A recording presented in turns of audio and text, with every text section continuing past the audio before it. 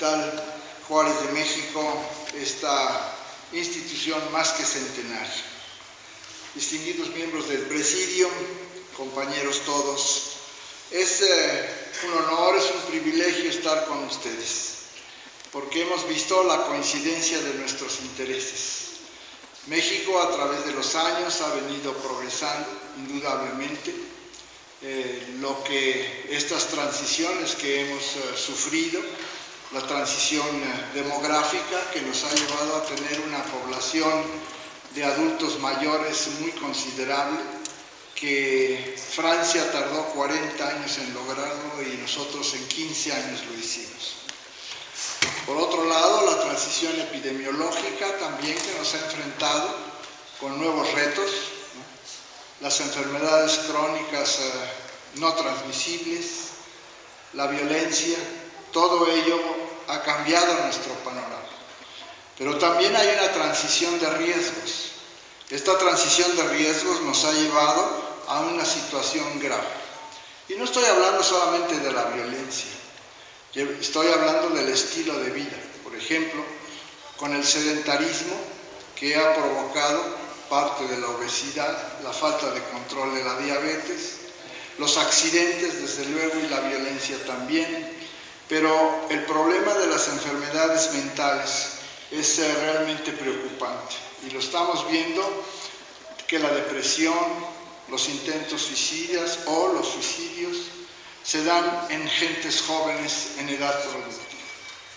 Por otro lado, también hay una transición tecnológica que nos ha llevado a poder utilizar medios de diagnóstico jamás soñados.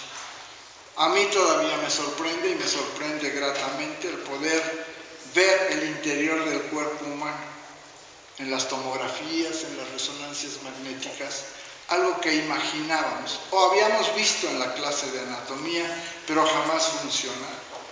El hecho de que hoy podamos hacer una resonancia magnética funcional para conocer los focos epileptógenos en los pacientes que sufren epilepsia es algo maravilloso. Afortunadamente creo que todos los médicos tenemos dos características, ¿no? Tenemos el don del aprendizaje, porque siempre estamos dispuestos a aprender, y también tenemos la capacidad de asombro, porque yo creo que permanecer impávidos ante estas mejorías es realmente fabuloso. El Consejo de Salubridad General es una instancia que tiene una larga historia. La podíamos llevar hasta el protomedicato de la época de la colonia, posteriormente ya en la época de la Reforma, el establecimiento del Consejo General de Salubridad, la promulgación del primer Código Sanitario en 1891 con el doctor Eduardo Lisiaga, que permaneció como presidente del Consejo hasta 1914 en que renunció. Fue en 1917 cuando la Constitución declara al Consejo de Salubridad General autoridad sanitaria. Realmente es a partir de entonces que el Consejo toma esa responsabilidad. Hoy en día, una de sus responsabilidades es precisamente la certificación de los hospitales. Por eso es que escucho con tanta atención lo que ustedes han dicho y lo que nos han dicho el día de hoy, y esperamos que esta comunicación se haga permanente. ¿Por qué nos preocupamos por la certificación? Bueno, en la Escuela de Medicina, si hay algo que no nos enseña, es la calidad y los riesgos del paciente, la seguridad del paciente.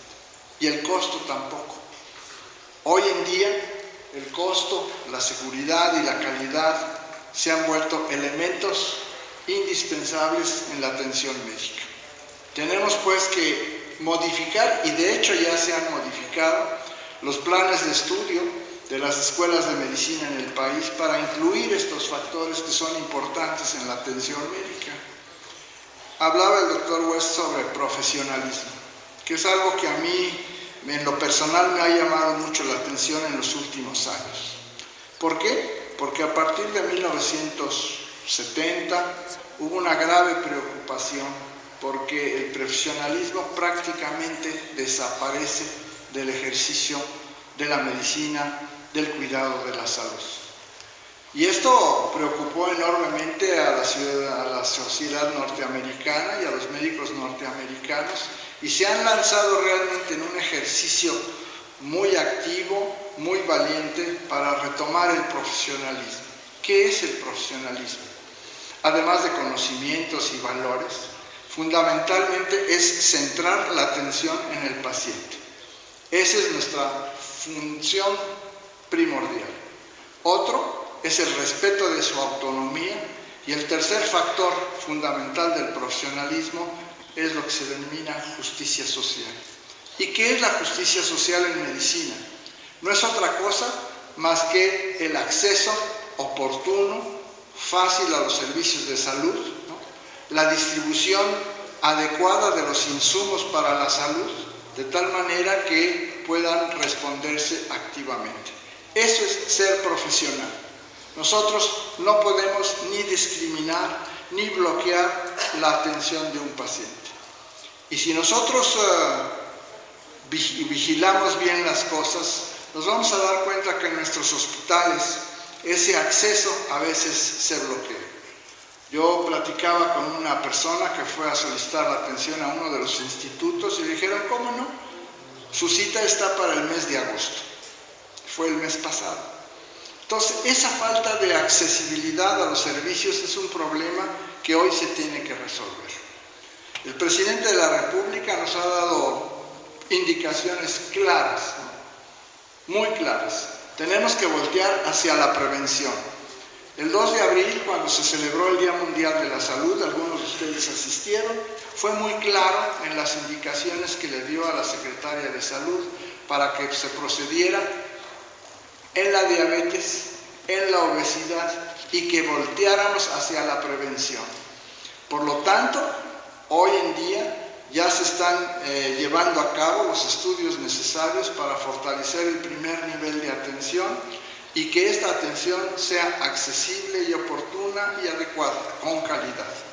Pero tenemos que ir hasta las escuelas, ¿no? Con los alumnos, ¿no? Por fortuna, les decía yo, esto ya se ha incorporado a los planes de estudio en la Facultad de Medicina en la UNAM.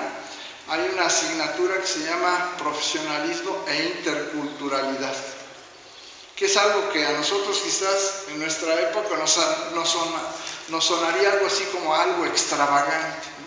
Pero es algo que nos tenemos que enfrentar. Profesionalismo es una asignatura. Yo le comentaba al doctor Martín Menéndez que realmente el profesionalismo es una asignatura hoy en el posgrado. Pero si los profesores no participan y se responsabilizan de la atención de los pacientes y de guiar a sus residentes, poco vamos a lograr. Yo creo que es muy importante que nosotros lo hagamos y lo hagamos bien. El día de hoy ha sido para mí realmente muy ilustrativo, ya que nosotros cuando hablamos de gestiones de riesgo, por ejemplo, nos movemos en varios ejes, ¿no? O enfoques. Por ejemplo, estamos enfocados hacia la calidad de la atención médica en forma integral, pero completa, de veras. Dicen que la nueva tecnología nos han separado de los médicos, de los pacientes. Esa relación médica-paciente que estaba tan fuerte en el pasado, hoy se ha disuelto, se ha esfumado. Tenemos que recuperarla porque decía el doctor Juan Ramón de la Fuente en una ocasión que el paciente desconfía más del médico por su actitud que por sus conocimientos. Generalmente cuando un paciente va a vernos piensa que sabemos todo, pero si nuestra actitud no es la adecuada, créanme que no le interesa para nada lo que nosotros sepamos o podamos hacer. Entonces, esa actitud es fundamental. Tenemos que preocuparnos en esos enfoques hacia la seguridad del paciente, pero también del personal del hospital. ¿Qué están haciendo? ¿Realmente las gerencias están cuidando a los trabajadores, a los médicos, a las enfermeras? Y por otro lado, ¿cuál es la seguridad que el hospital ofrece? En las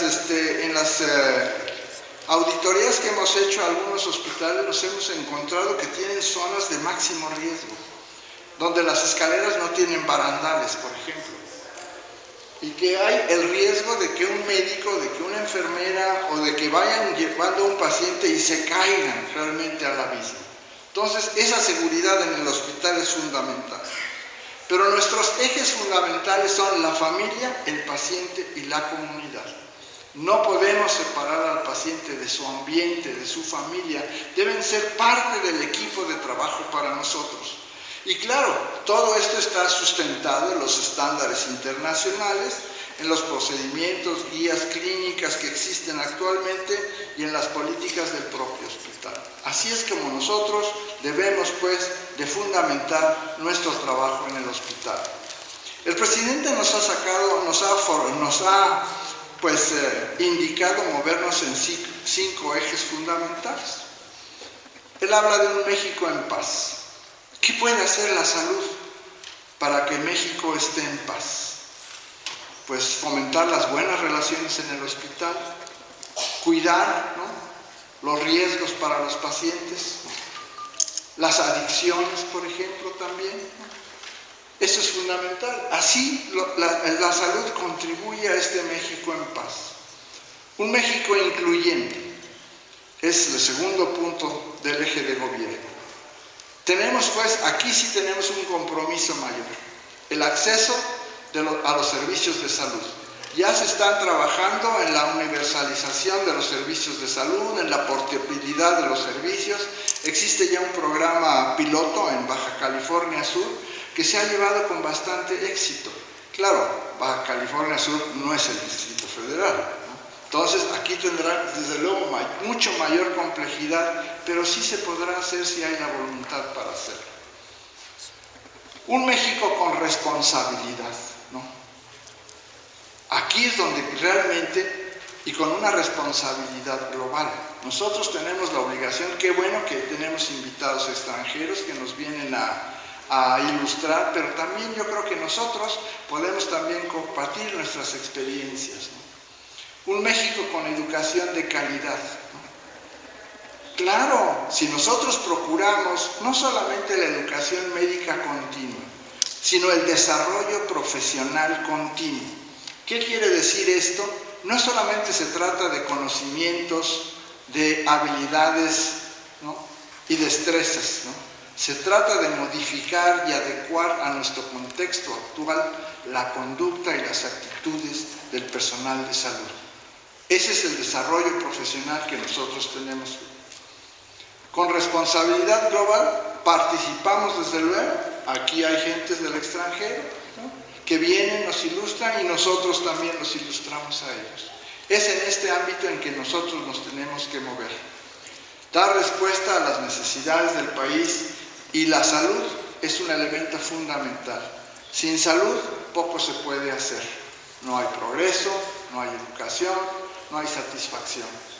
Creo que nuestro campo es especialmente delicado, diría yo, importante para el bienestar del país.